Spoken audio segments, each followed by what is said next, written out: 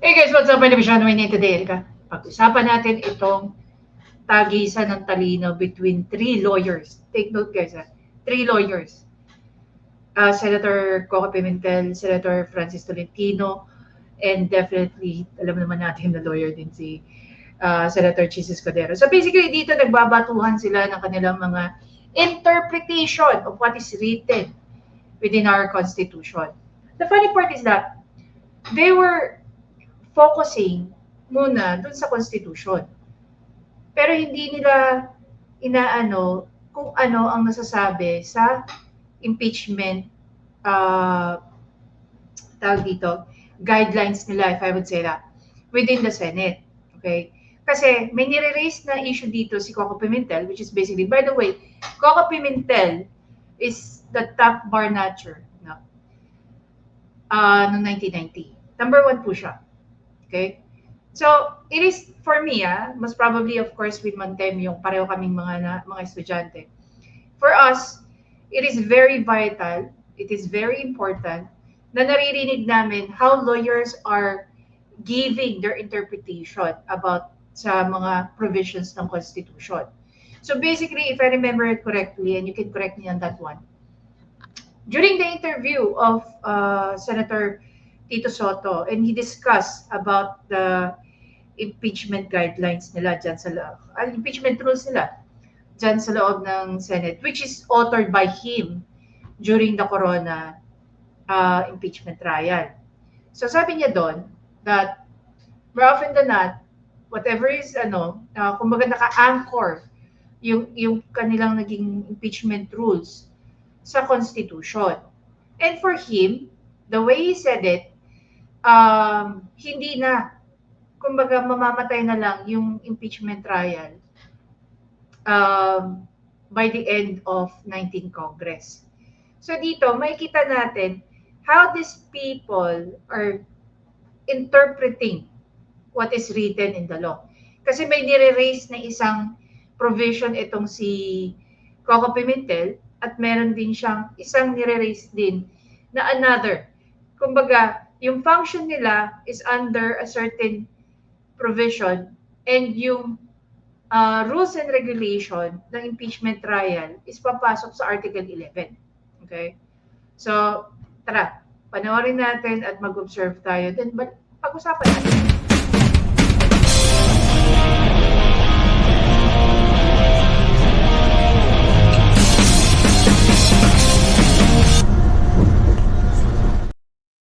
Okay guys, even before we play this video, one of the things that I would like to highlight is yung post ni Tio.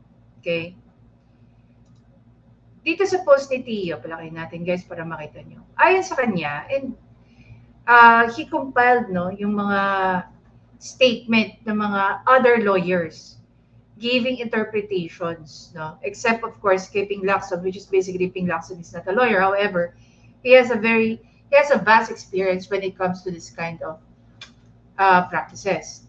Ayon nga kay Tio, impeachment may be political exercise, but that doesn't mean we can ignore or bypass what the law requires.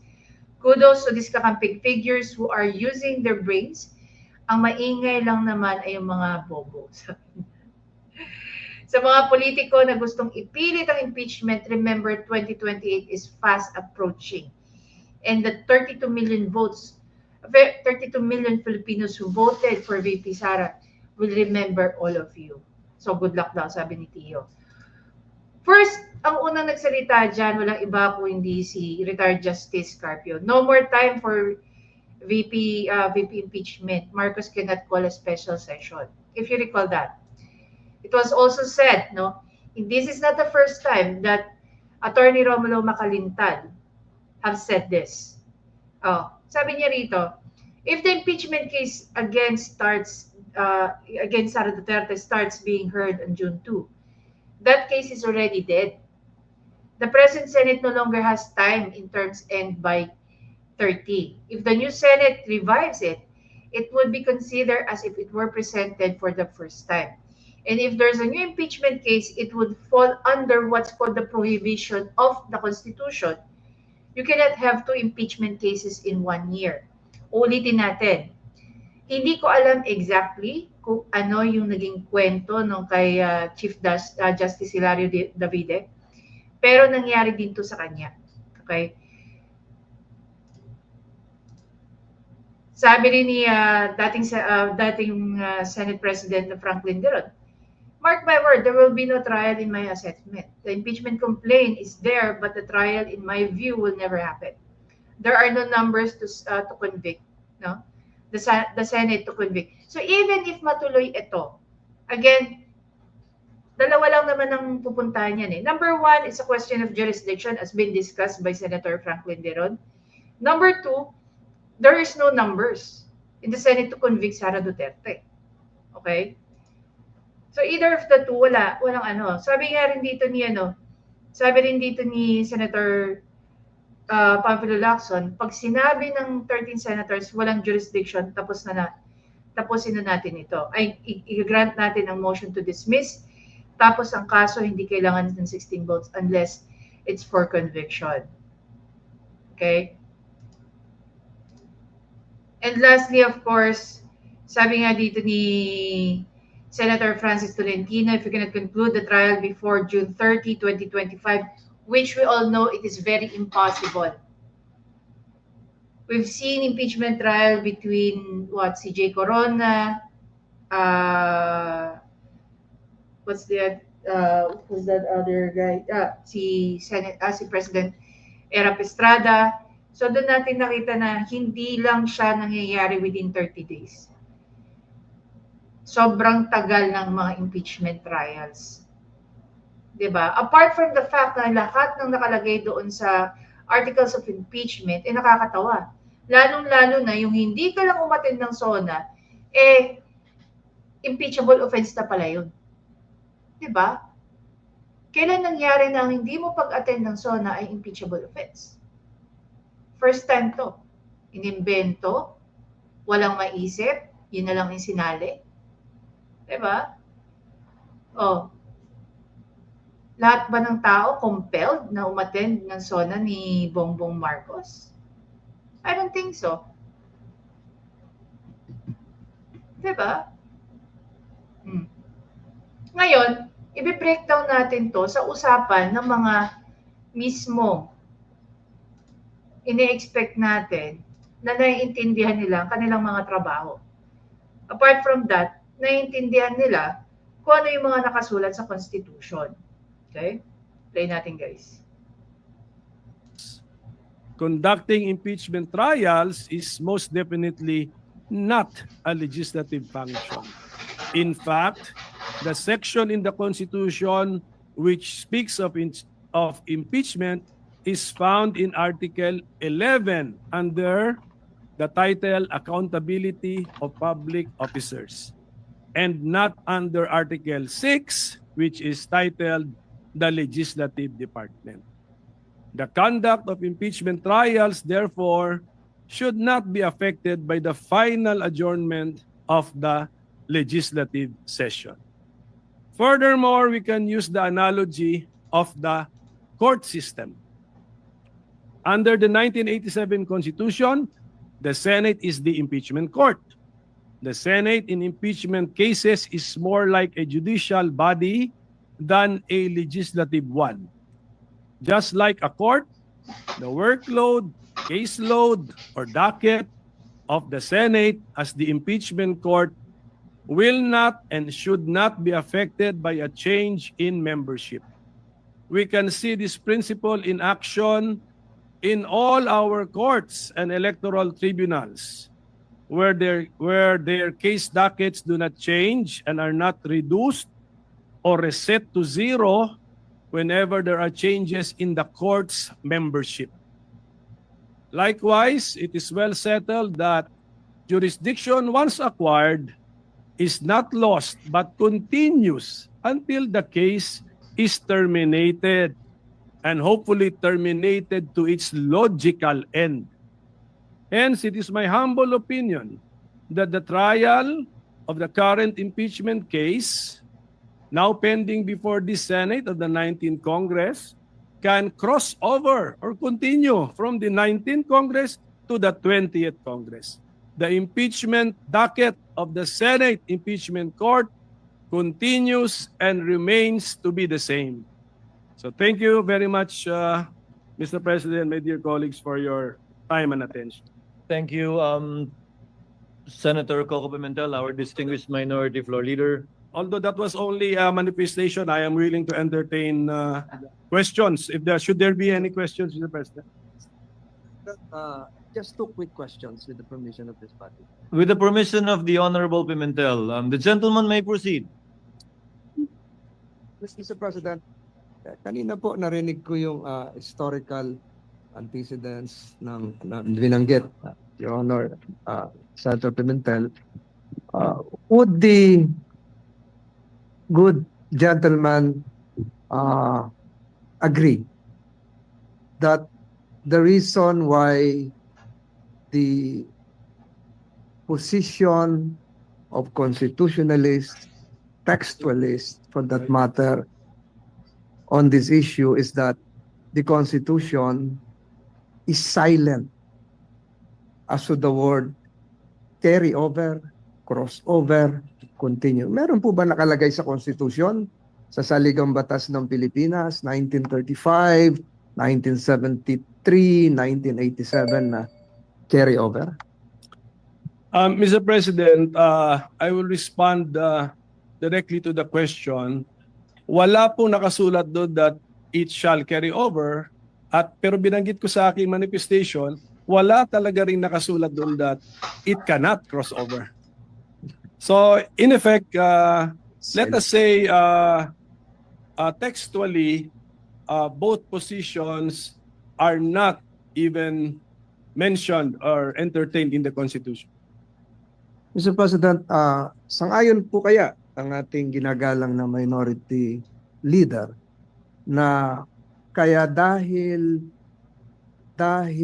walang carry over notion ay dahil malaki po ang pagkakaiba. There's a big Gusto ko yung naging sagot dito ni Senator Tolentino. Pakinggan niyo mabuti. difference between the 1987 Constitution and the 1935 Constitution, which was patterned after the United States Constitution. And I would like to have this placed on the records, Mr. President. Sa US Constitution, 100 po ang senador at nag-i-eleksyon po every 2 years ng 33 senators.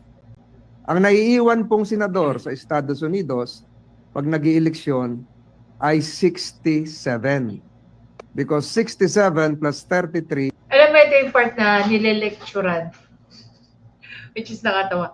Nililecturan ng kapwa niya, senador at abogado, si Coco Pimentel.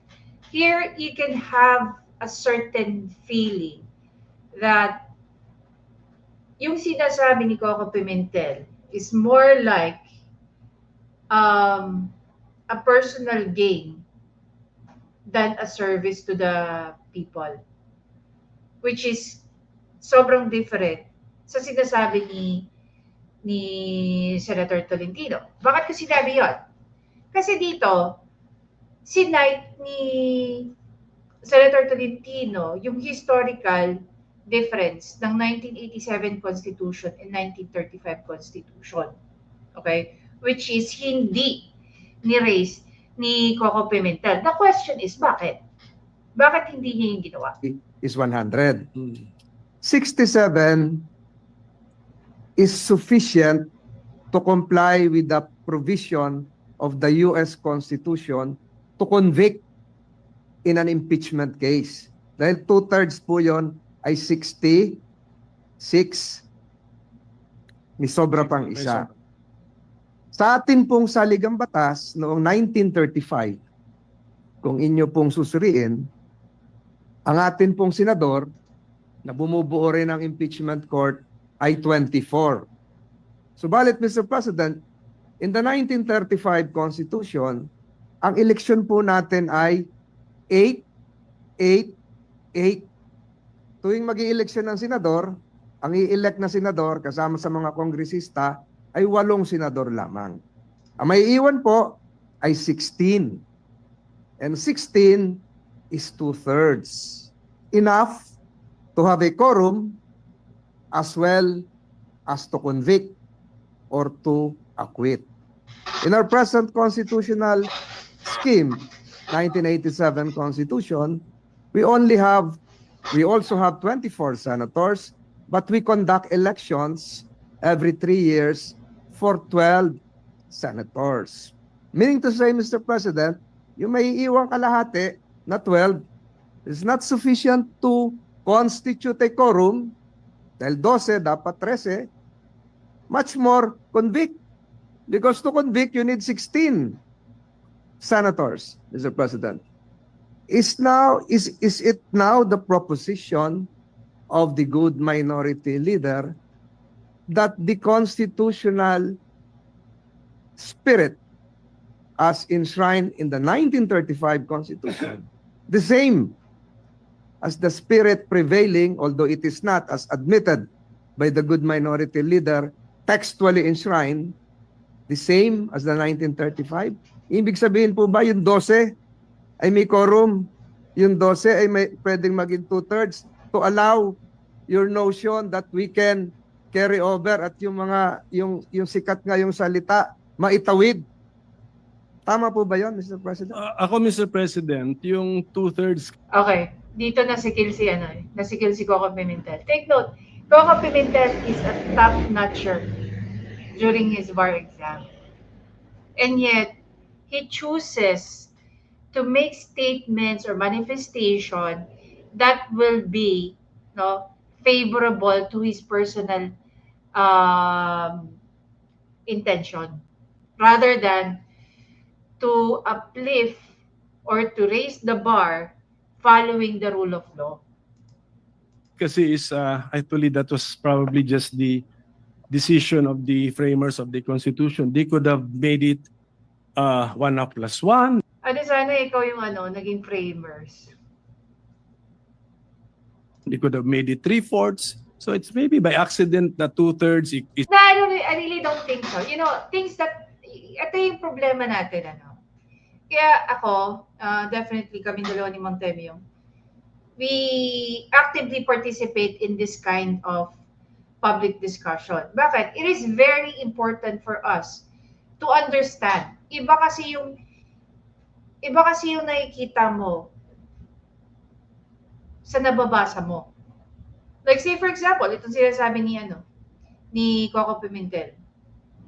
Every time you read any law that has been enacted over the years, lagi mong iisipin, if there's something vague, lagi mong iisipin kung ano ang spirit ng batas na yan. Ano ang gustong iparating ng framer o ng gumawa ng batas na yan. It is not something that you would say na aksidente lang to o naisip lang. May mga basihan yan Ang paggawa ng batas is not about opinion. Laging may naka-embed dyan na mga facts. And based on that, doon sila doon nila hinahanapan ng paraan kung anong klaseng mga batas ang kailangan natin gawin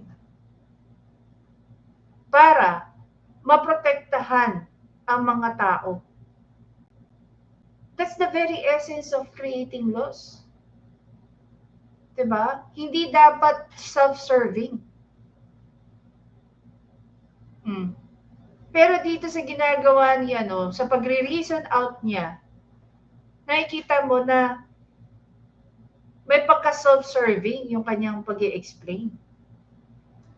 is equal to 8 + 8 is 16 is 2/3, so 24. But I do not think that was really the point, Mr. President. But Ako mas gusto ko yung interpretation ni Senator Tolentino kasi napakalinaw ng ibig niya sabihin. It's just like listening to your professor,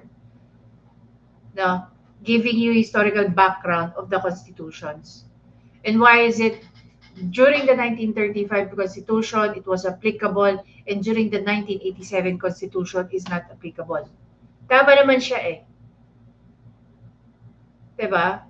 During the 1935 Constitution, yes, you can call a quorum. Kasi, nasa 2/3 yun eh.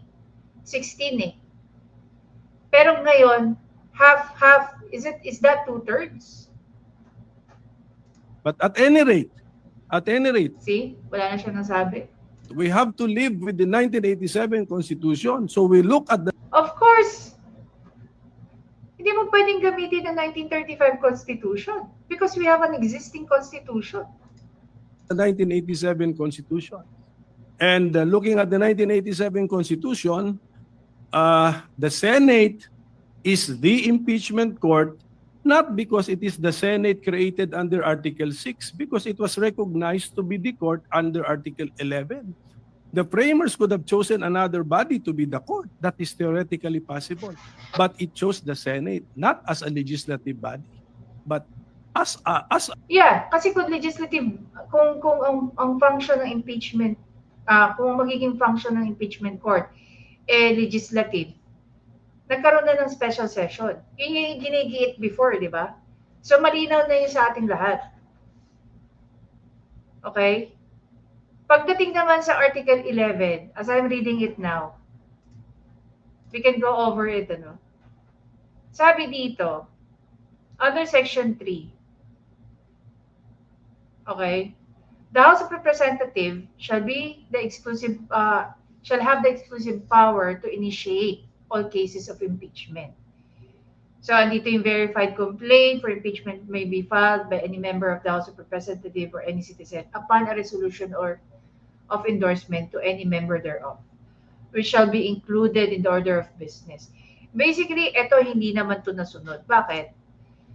A vote of at least 1/3 of all members of the House shall be necessary either to affirm a favorable resolution with the articles of impeachment or the committee or override its contrary resolution. The vote of each member shall be recorded.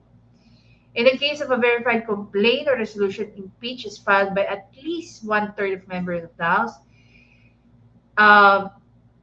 the same shall constitute the articles of impeachment, and the trial by the Senate shall forthwith proceed.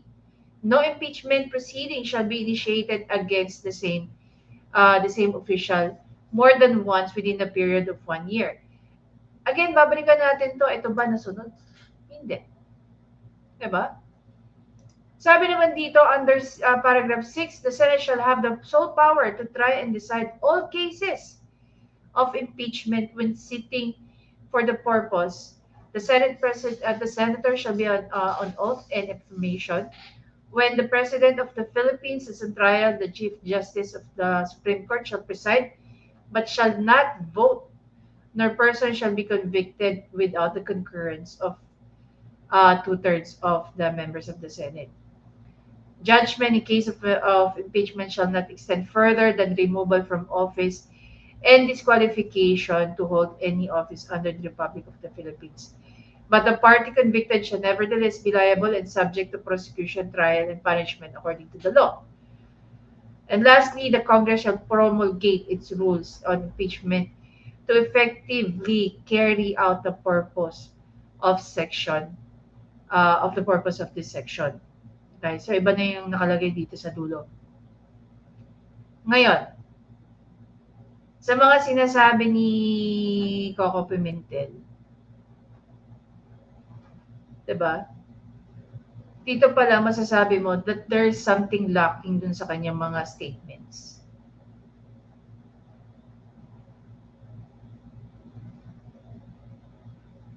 Halimbawa, dito na lang yun. No person shall be convicted without the concurrence of 2/3 of all members. So yung statement niya na pag-carry over, ano sabi ni Senator Tolentino? Kailangan mo ng 2/3 para magkaroon ng quorum. Yung 12 senators ba quorum? Matatawag mo may quorum yun. Matatawag mo bang 2/3 yun? Para masabi mong 2/3, kailangan mo ng 16. So, paano ka mag-carry over? The same sentiments, the same statements coming from several people. Several people who are legal luminaries themselves.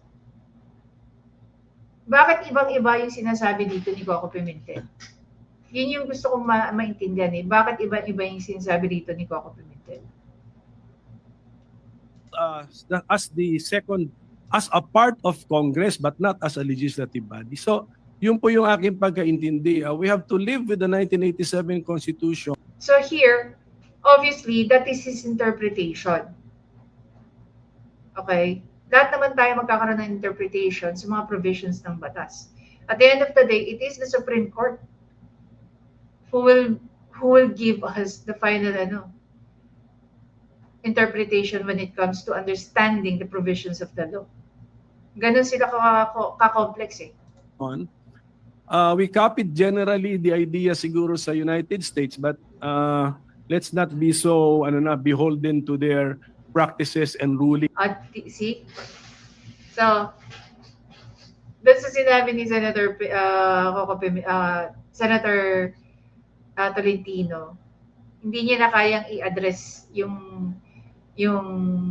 pagle-lecture sa kanya.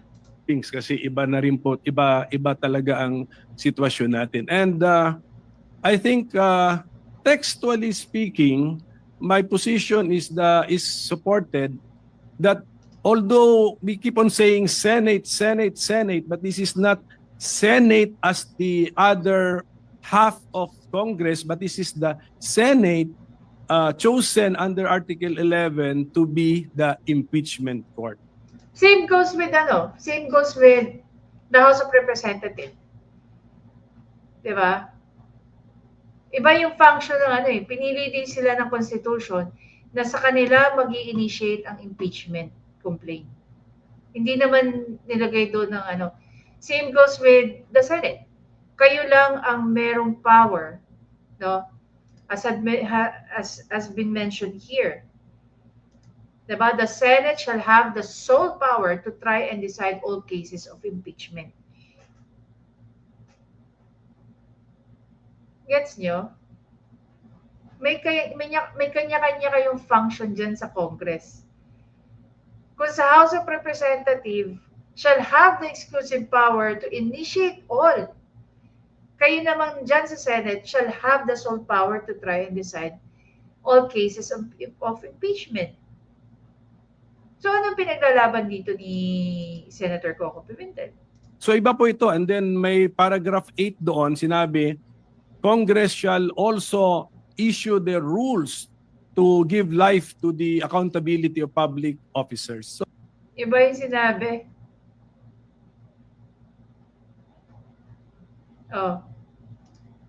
The Congress shall promulgate its rules on impeachment to effectively carry out the purpose of this section.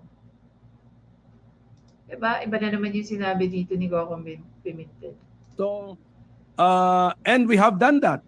So, kaya ang aking stand actually is the Senate as an institution is the impeachment court.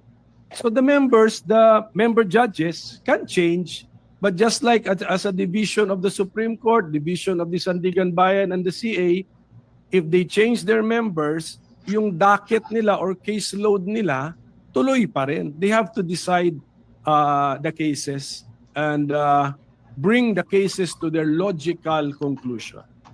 So that is my simplified position, Mr. President. So one last question, Mr. President, if the good gentleman would accede. Ang ibig sabihin po nito, Mr. President, is that the Senate now, under the 19th Congress, is empowered, is authorized to confer a jurisdiction to another Senate, which would be forthcoming, the Senate of the 20th Congress.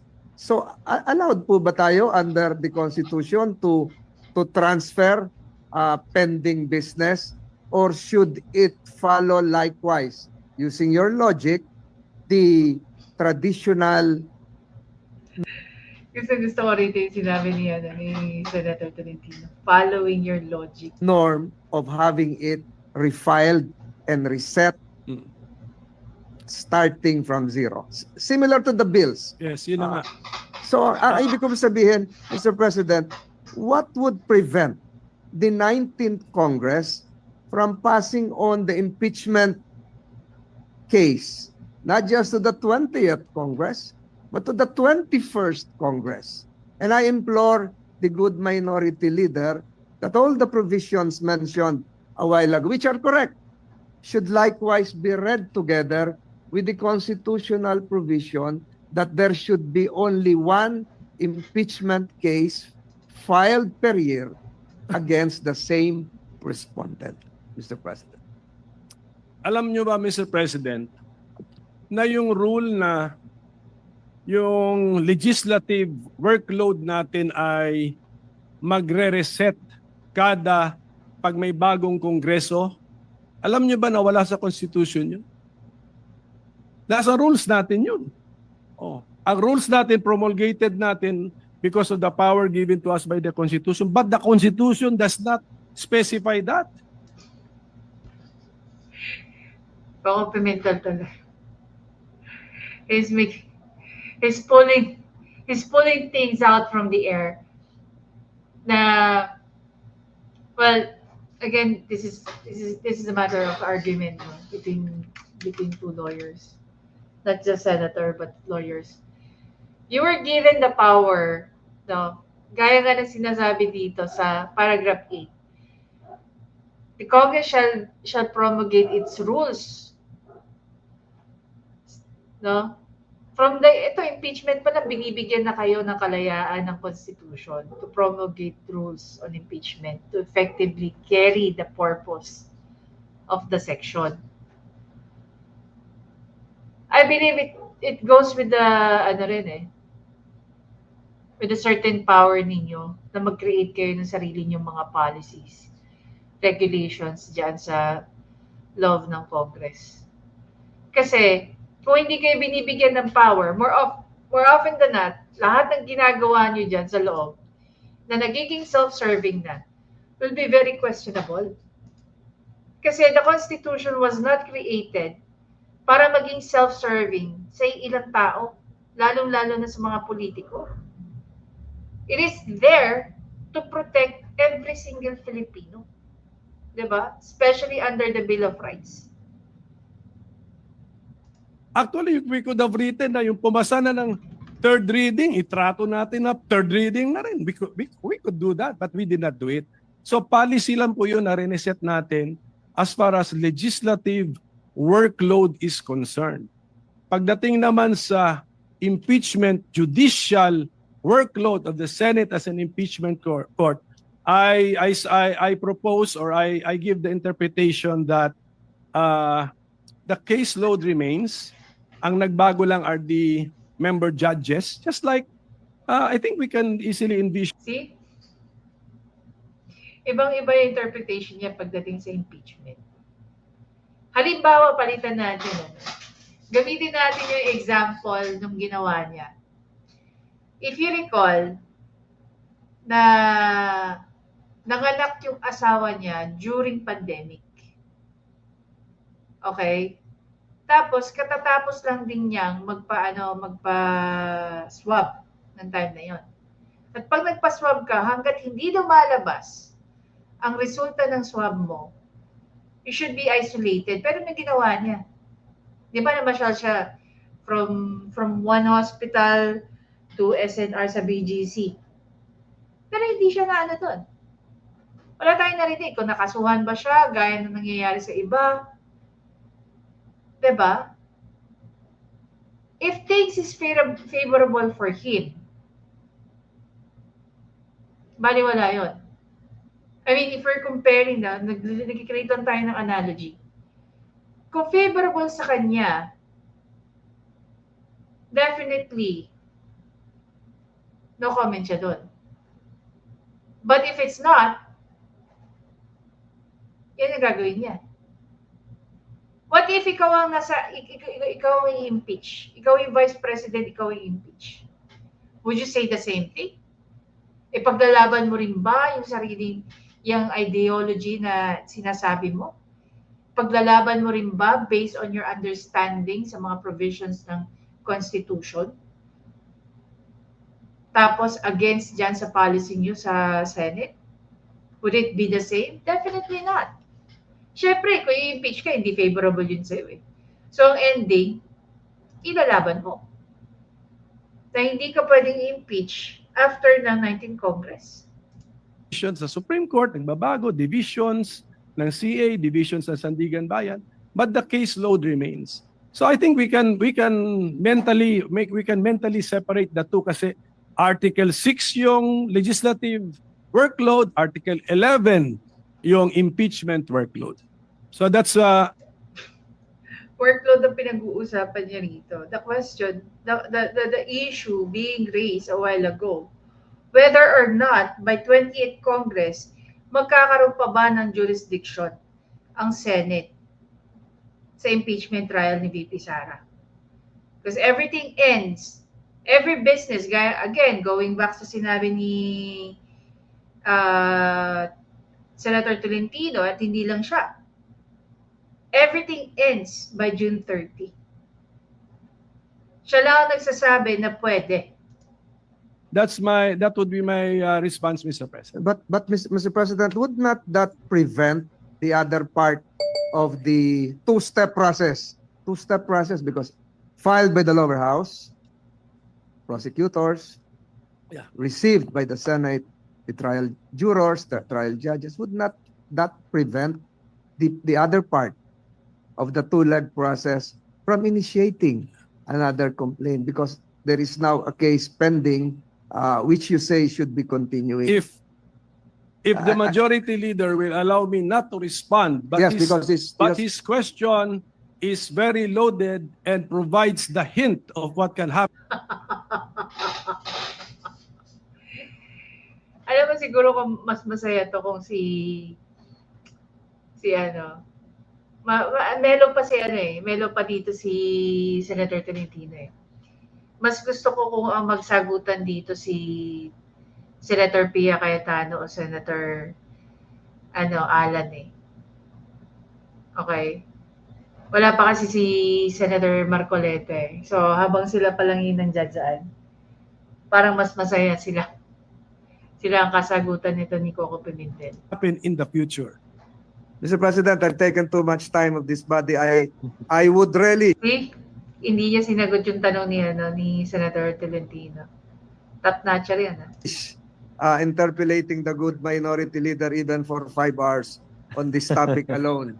But again, Mr. President, siguro mahabang-mahaba na po ito. I stick again to my previous manifestation that if we will not be able to conclude whether acquittal or conviction the present impeachment case against Vice President Sara Duterte before the lapse of the 19th Congress, the same is functionally dismissed or deemed de facto dismissed, Mr. President. Yun lamang po, Mr. President, at ako po ay nagpapasalamat sa ating minority leader. Thank you, Senator Tolentino. Briefly, Senator Pimentel. Mr. President, while I still have the floor, can I request for some Ayaw talaga humulaw ni Coco Pimentel. Diretso. information from the Senate President, especially regarding the impeachment calendar that The is gentleman may issued, proceed. because you issued the first impeachment calendar was issued by the Senate President when we were already on break, Mr. President. Tama po yun, di ba? That is correct. So, Mr. President, may we know when His Honor issued the first legislative calendar, impeachment calendar, which fixed June 2 as the time for receiving the House prosecutors, may we know the basis of the authority of the Senate President when he issued the first impeachment calendar, Mr. President? Article 1 of the impeachment rules, which says that the Senate President can set the date for the presentation of the articles of impeachment. Mention was made specifically of the Senate President. And also we were on recess. So the Senate President at that time, Your Honor, issued a suggested calendar of activities. I was very clear when I stated that. Subject to plenary approval when we resume, because you were already on recess at that time.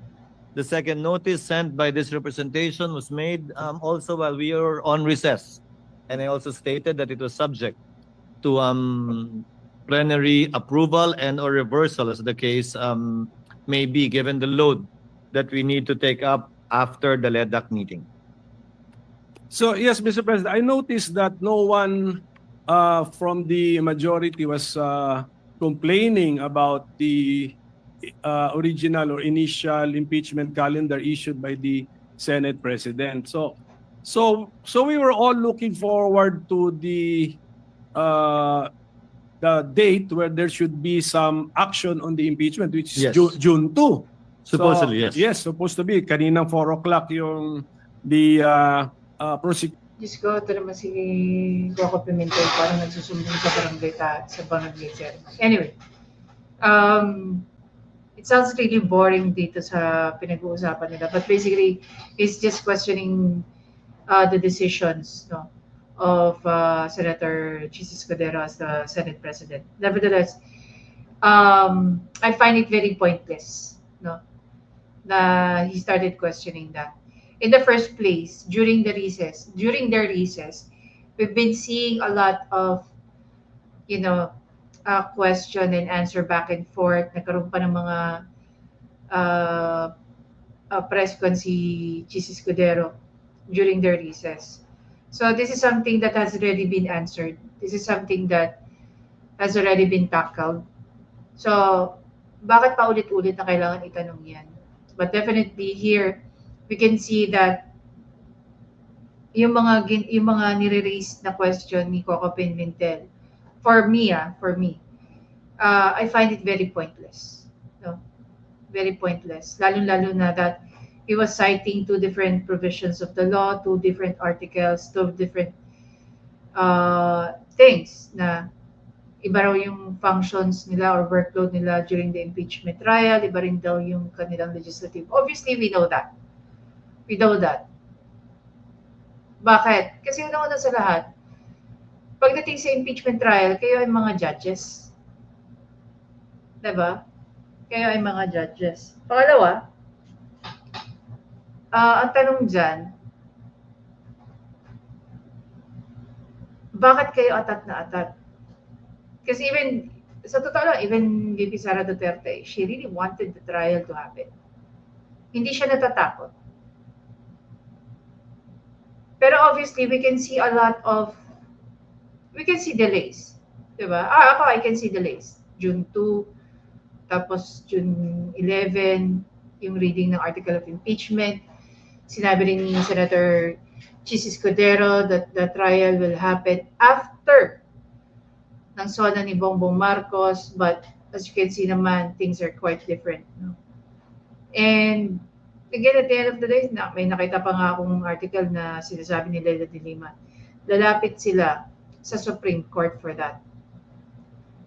Ang natatawa lang ako kay Leila de Lima, when it comes to the impeachment trial of VP Sara, masyado siyang maingay. Ang akala niya, yung ingay niya, matatakpan yung katotohanan na kailangan niya ulit magkaroon ng trial, no? Tungkol sa drug case niya. Imbis yun ang atupagin niya, yung impeachment trial ni VP Sara ang inaano niya. Again, even if, di ba? Even if magkamatayan na, is that even the right word? No. Even if matae-tae sila, yun na lang. Yun ang gamitin natin. Matae-tae sila sa pagko-convict kay VP Sara, presenting whatever evidence they have. Okay? If the numbers is not enough to convict VP Sara, then I'm sorry. At the end of the day, iiyak na lang kayo. At hindi rin nila alam, like say for example, yung bribery na sinasabi nila sa DepEd, hindi ba nila nare-realize? Well, actually, hindi. Kasi sinama nila yung sa articles of impeachment eh. The bribery na di umano dyan sa DepEd, eh pwedeng makaladkad din si Lisa Marcos. Kaya nga gustong-gusto ni VP Sara na matuloy. Dahil sisiguraduhin niyang kakalad ka rin niya lahat ng involved saan. Kung si Trillanes nga, lahat ginawa na para lang makalkal yung mga bank accounts ng mga Duterte. Walang nagawa eh. So, paano nila mapapatunayan na itong si VP Sara corrupt official? Imagine niyo she was, yung pagiging mayor niya sa Davao City, na drug pa. Hindi naman impeachable position ng pagiging mayor. Diba? Anyway guys, I'm gonna leave it to you. But definitely, yung mga, para sa akin, mas naiintindihan ko, mas malinaw para sa akin yung mga explanation ni Senator Tolentino kumpara sa mga pinagsasabi nito ni Coco Pimentel. Alam mo nang walang direksyon yung sinasabi. Diba? Pinagtsagaan lang natin panoorin para mas lalo natin ma-realize na mayroon talaga mga politiko na mas pinupush nila ang kanilang personal agenda kumpara sa pagsisilbi sa bayan. So, ako, I really don't mind. Kung talaga karapat-dapat na makonvict si VP Sara, so be it. Pero if they're just doing this out of, pagpupolitika kay VP Sara, then we have a problem with that. Diba? Anyway guys, I'll see you in the next video.